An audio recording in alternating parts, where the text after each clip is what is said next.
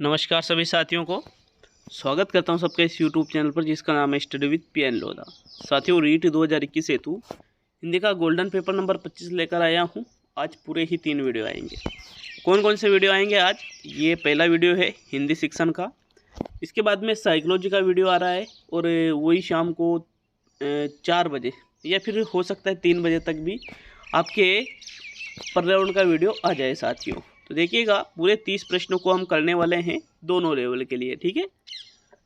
Last time में best प्रश्न जो होते हैं वो आपको मिल रहे हैं अब, तो पूरे 30 प्रश्न करके जाइएगा। पहला क्वेश्चन देखेंगे साथियों। प्रश्न संख्या 1 है आपके, इनमें से असंगत है सामीप्य अव्यय, घबराना क्रिया, खट्टा विशेषण, पशुत्व संज्ञा।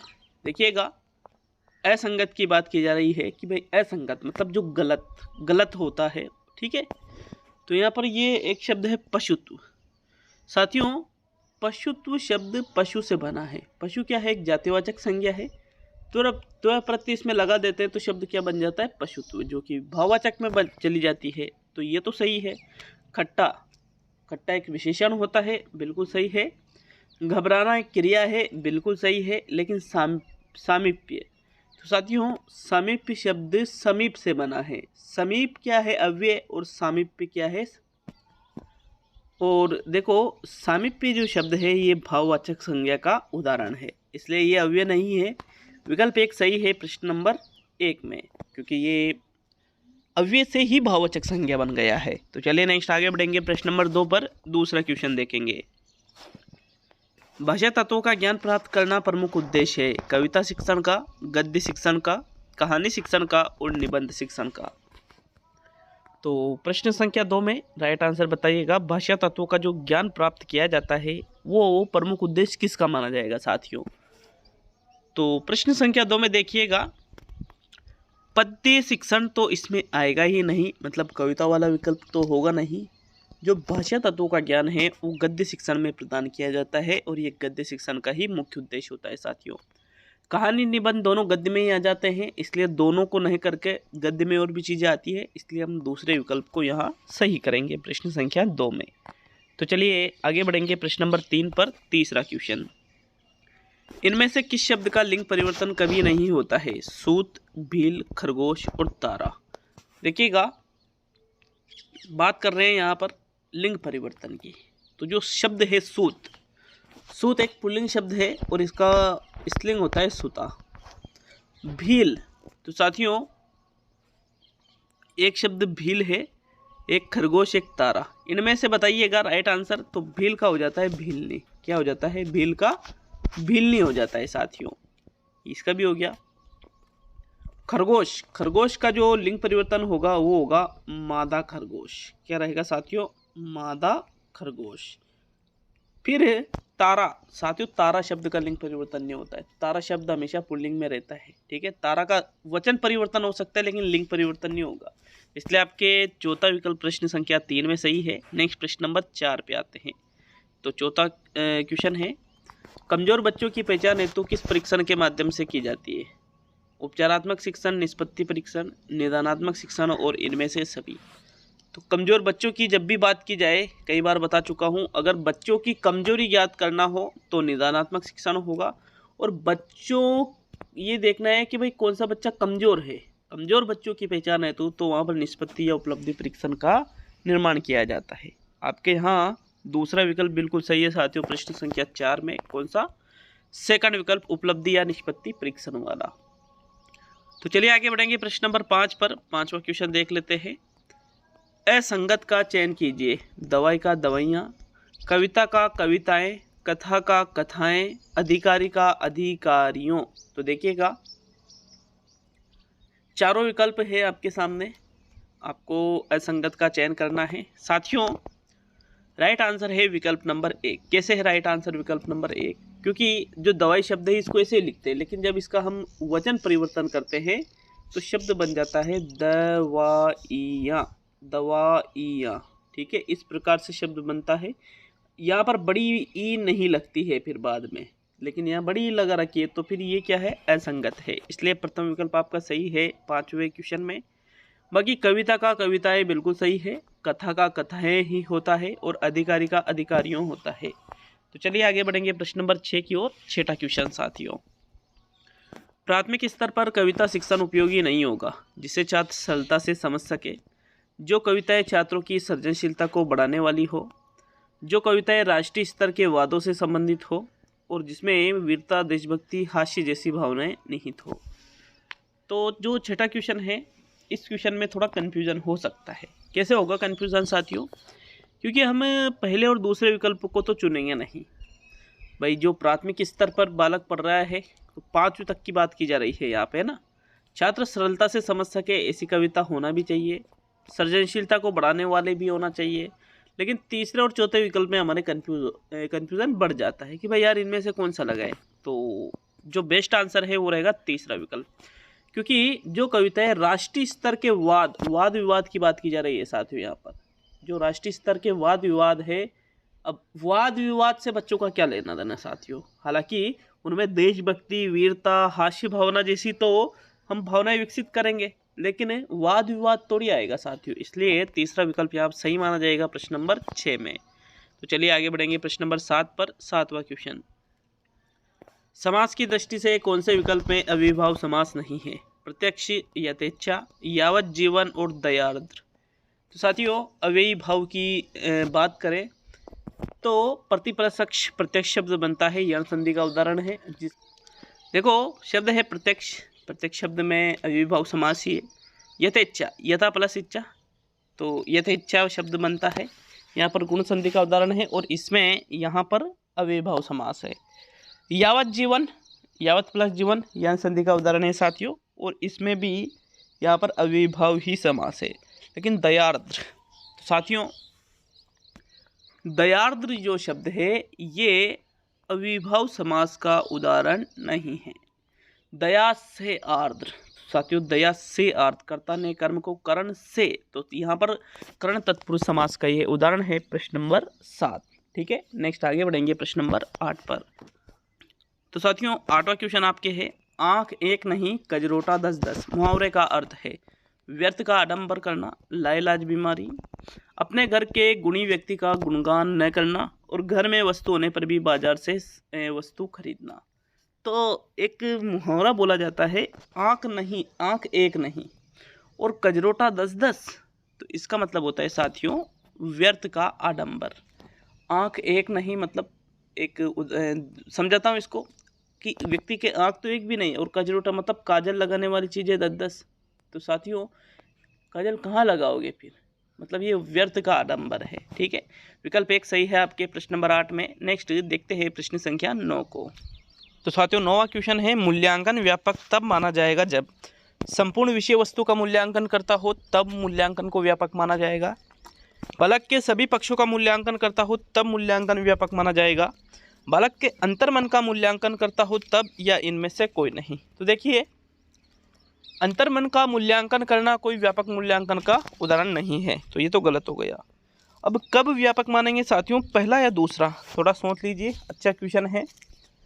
राइट आंसर रहेगा जब बालक के सभी पक्षों का मूल्यांकन हो तब मूल्यांकन को व्यापक माना जाएगा, क्योंकि विषय वस्तु में तो सिर्फ उसी चीज़ का मूल्यांकन होगा जो विषय वस्तु में दी गई है, सभी पक्ष में सारी चीज़ें आ जाती है, इसलिए सेकंड विकल्प आपके 9वें क्वेश्चन में सही है। नेक्स्ट प्रश्न नंबर 10 पे आते हैं साथियों। 10वां क्वेश्चन है, पिता ने समझाया कि सदा सत्य बोलना चाहिए। यह वाक्य है, सरल वाक्य है, इच्छावाचक वाक्य है, मिश्र वाक्य है और आज्ञावाचक वाक्य है।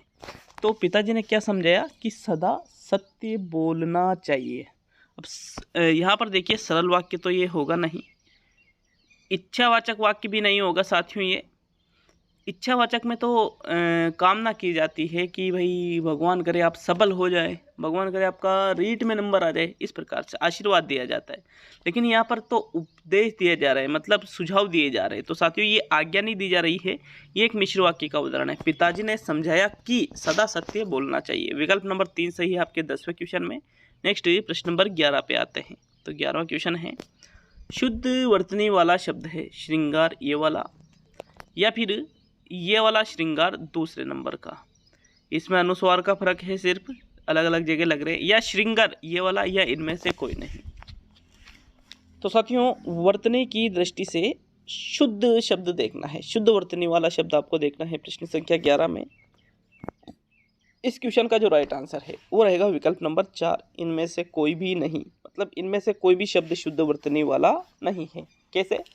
क्योंकि श्रृंगार का शुद्ध रूप ये होता है साथियों, श्रृंगार, श्रृंगार इस प्रकार से श्रृंगार को लिखा जाता है, ये बिल्कुल शुद्ध है। पहला भी विकल्प गलत है, दूसरा भी गलत है, तीसरा भी गलत है, इसलिए हम चौथे विकल्प पे आ चुके हैं कि भाई ये आपका राइट आंसर है। और मैंने आपको बता भी दिया कि भाई कैसे इसका सही आंसर चौथा विकल्प है। तो चलिए आगे बढ़ेंगे प्रश्न नंबर 12 पर। 12वां प्रश्न, उच्च प्राथमिक स्तर पर हिंदी भाषा शिक्षण में सर्वोपरि महत्वपूर्ण सामग्री है, अभ्यास पत्रक, अभ्यास पुस्तिका, बाल साहित्य और पाठ्य पुस्तक। देखिएगा उच्च प्राथमिक स्तर की बात की जा रही है, हिंदी भाषा शिक्षण में सर्वोपरि मतलब सबसे ऊपरी महत्वपूर्ण सामग्री की बात की जा रही है साथियों। तो इसका जो सही आंसर है वो रहेगा अभ्यास पुस्तिका नहीं रहेगा, अभ्यास पत्रक नहीं रहेगा, पाठ्य पुस्तक नहीं रहेगा, बल्कि बाल साहित्य रहेगा। क्योंकि बाल साहित्य में बालक की रुचि होती है, बालक की रुचि होगी तो फिर उसको अच्छे से पढ़ेगा, उसको अच्छे से समझने की कोशिश करेगा, उसको बार बार देखेगा। तो साथियों इस प्रकार थर्ड विकल्प आपके सही है प्रश्न नंबर 12 में। नेक्स्ट आगे बढ़ेंगे प्रश्न नंबर 13 की ओर। तो चलिए 13वें क्वेश्चन की ओर। किस शब्द में उपसर्ग का प्रयोग नहीं हुआ है? आकर, आचरण, आराधना और आगमन। तो साथियों देखिएगा, बात करें उपसर्ग का प्रयोग नहीं हुआ है साथियों, गमन शब्द में कौन सा उपसर्ग लगा हुआ है? आ, तो शब्द क्या बन जाता है? आगमन। आचरण में भी आ उपसर्ग लगा है, आगमन में भी आ उपसर्ग लगा हुआ है, दोनों में तो बिल्कुल साफ साफ दिख रहा है। लेकिन फिर हम कंफ्यूज हो जाते हैं आकर और आराधना पे। तो साथियों आराधना शब्द और आकर शब्द कौन से में आ उपसर्ग का प्रयोग नहीं हुआ है? देखिएगा आराधना जो शब्द है इसमें उपसर्ग का प्रयोग नहीं हुआ है, आकर में तो आ उपसर्ग का प्रयोग हुआ है साथियों। लेकिन आराधना में आ छोड़ तो कोई से भी उपसर्ग का प्रयोग नहीं हुआ है। लेकिन सभी में आ आगे है, इसलिए आ उपसर्ग की बात की जा रही है। प्रश्न में तो ये तो पूछा ही नहीं है कि आ उपसर्ग, ये पूछा है कि किसमें उपसर्ग का प्रयोग नहीं हुआ है। तो आराधना में किसी भी उपसर्ग का प्रयोग नहीं हुआ है। थर्ड विकल्प आपके 13वें क्वेश्चन में सही है। नेक्स्ट प्रश्न नंबर 14 पे आते हैं। तो चलिए 14वें क्वेश्चन की तरफ। आपके प्रश्न संख्या 14 है, निम्न में से किस प्रकार के प्रश्न बच्चों की भाषागत रचनात्मकता का आकलन करने में सर्वाधिक रूप से उपयुक्त होंगे? बंद उत्तर वाले प्रश्न, एक शब्द में जिनका उत्तर देना हो, मिलान वाले प्रश्न और इनमें से कोई भी नहीं।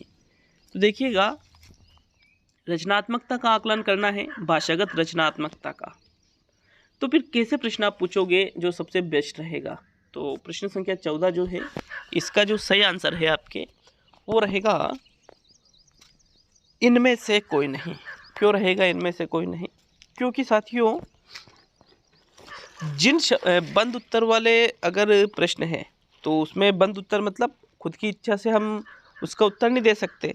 एक शब्द में उत्तर देना हो, मिलान करना हो, तो इनसे अभी रचनात्मकता का आकलन आप कर ही नहीं सकते।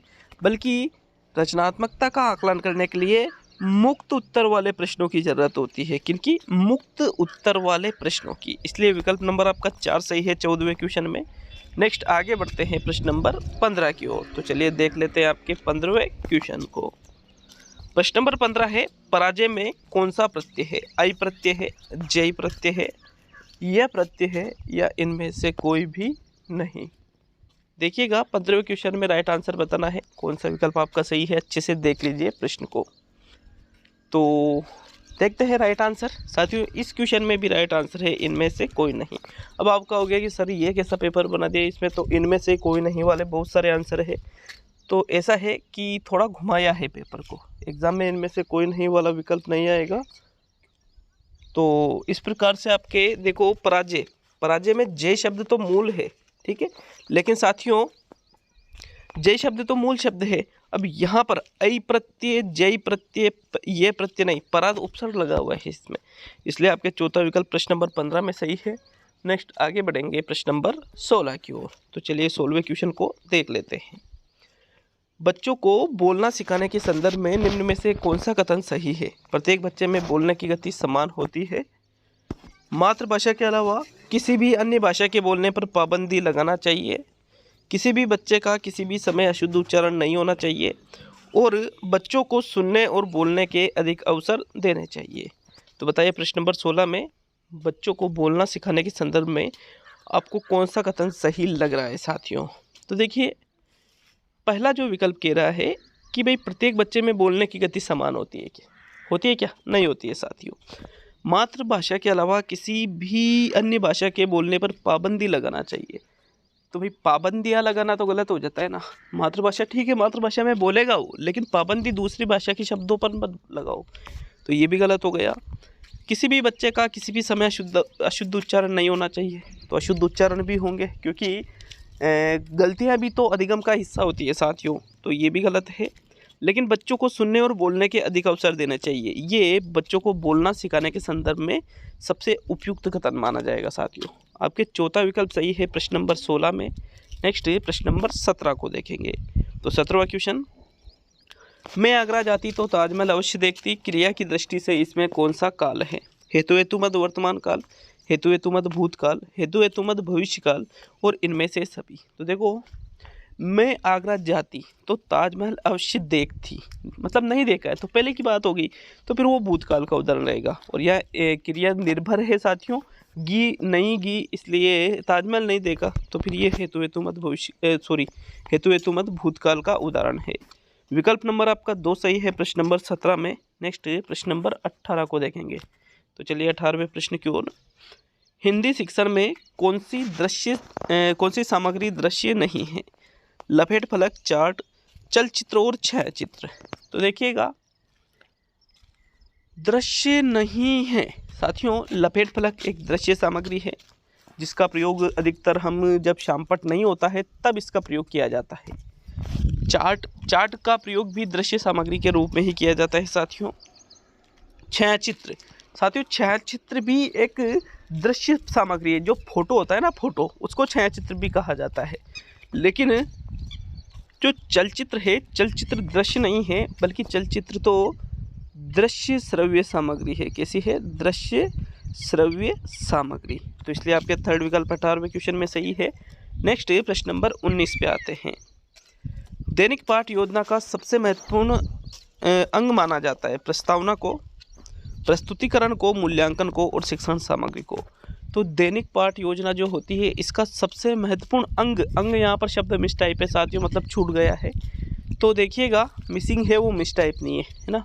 दैनिक पाठ योजना का जो सबसे महत्वपूर्ण अंग है वो होता है साथियों प्रस्तुतिकरण, क्योंकि प्रस्तुतिकरण में ही हम संपूर्ण पाठ योजना को छात्रों के समक्ष प्रस्तुत करते हैं, समझाते हैं, उनको कोशिश करते हैं कि भाई वो चीज़ अच्छे से सीख सके, उनके व्यवहार में परिवर्तन उसी के अंतर्गत आता है। इसलिए सेकंड विकल्प आपके 19वें क्वेश्चन में सही रहेगा साथियों। तो चलिए 20वें प्रश्न की ओर। 20वां क्वेश्चन, नीर तीर जैसे खेलों से प्रारंभिक स्तर पर बालक में कौन से कौशलों का विकास होता है?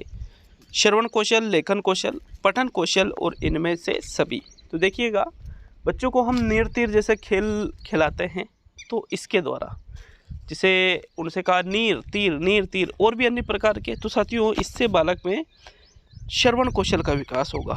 लेखन भाई लिखेगा तो है नहीं, पढ़ेगा भी नहीं उससे, इसलिए ओनली प्रथम विकल्प ही आपके प्रश्न संख्या 20 में सही है साथियों।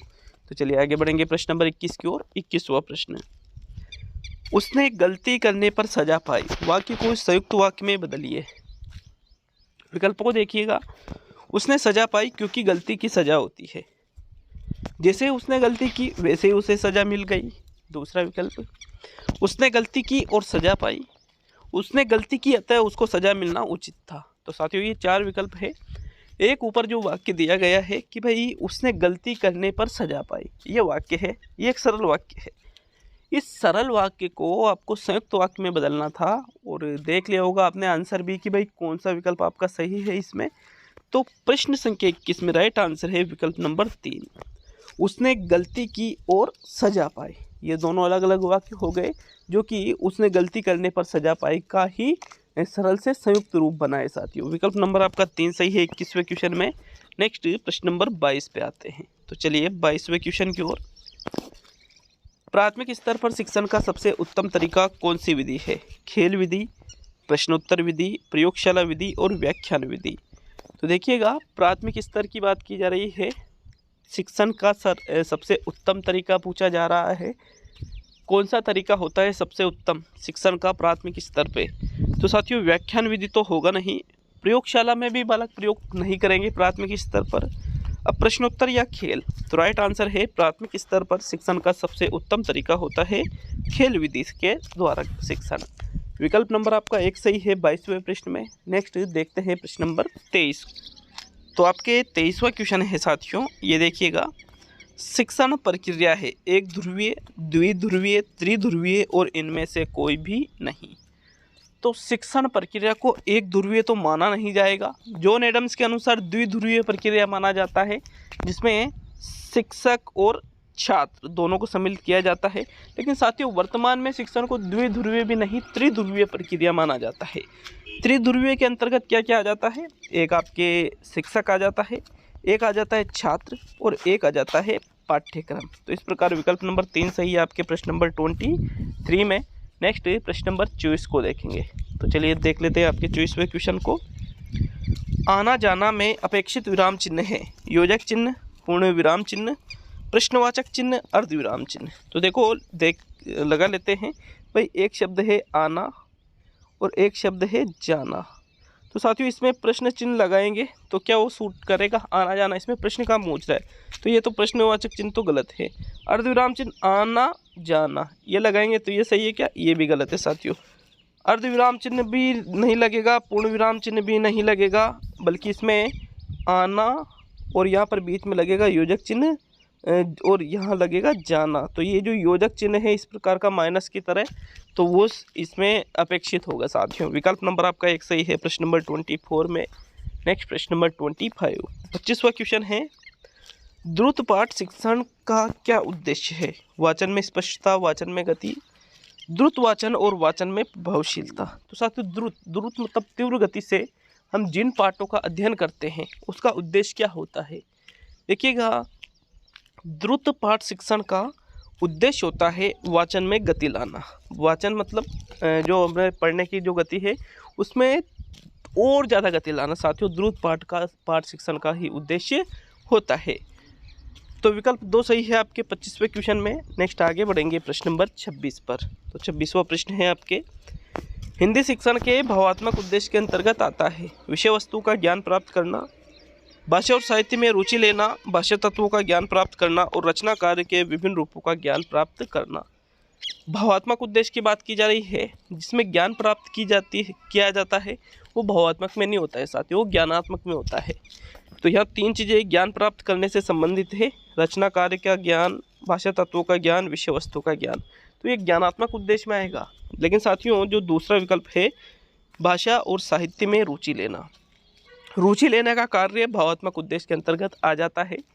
नेक्स्ट प्रश्न नंबर 27 पे आते हैं। यहाँ आपके सेकंड विकल्प बिल्कुल सही है। तो आपके 27वां प्रश्न, सूत्र प्रणाली किस सिद्धांत पर आधारित नहीं है?